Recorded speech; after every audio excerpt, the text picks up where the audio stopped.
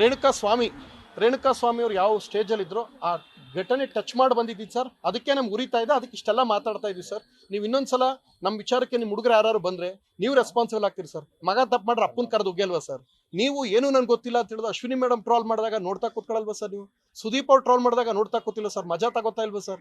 ಅದೆಲ್ಲ ಇದ್ರೆ ಒಂದು ವಿಡಿಯೋ ಮಾಡಿ ಹೇಳಿ ಸರ್ ಕೂತ್ಕೊಂಡು. ಎಲ್ರಿಗೂ ನಮಸ್ಕಾರ. ನನ್ನ ಫ್ಯಾನ್ ಪೇಜ್ ಅವ್ರು ಇನ್ನು ಯಾವುದೇ ಕಾರಣಕ್ಕೂ ನನ್ನ ಫ್ಯಾನ್ಸ್ ಇನ್ಯಾರನ್ನೂ ಟಚ್ ಮಾಡಬಾರ್ದು. ಮಿಕ್ಕಿದ ಯಾವ ಅಯೋಗ್ಯರು ಅವ್ರು ಏನ್ ಮಾಡ್ರು ಬಾಯಿ ಮುಚ್ಕೊಂಡಿರ್ಬೇಕು. ಆ ಅಯೋಗ್ಯರು ಒಳಗೋಯ್ತಾರೆ ಅಂದ್ರೆ ಆಗೋಗಲ್ವಾ ಸರ್? ಬಾಯಿಗೇನು ಸಿಗಾಕೊಂಡಿದ್ದೀರಾ ಸರ್ ನೀವು? ನಿಮ್ಗೆ ಕಾಮನ್ ಸೆನ್ಸ್ ಇಲ್ವಾ ಸರ್? ಹೇಳ್ತಾ ಇದ್ದೀನಿ ಸರ್, ನಾನು ಪದೇ ಪದೇ ಪದೇ ಕೆಣಕ್ಬಾರ್ದು ಸರ್.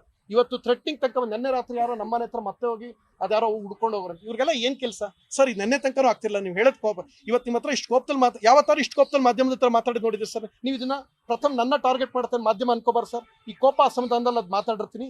ನಿಮ್ಮನ್ನ ನಾನು ಬಹಳ ಪ್ರೀತಿಸ್ತೀನಿ. Today what I'm because of you people.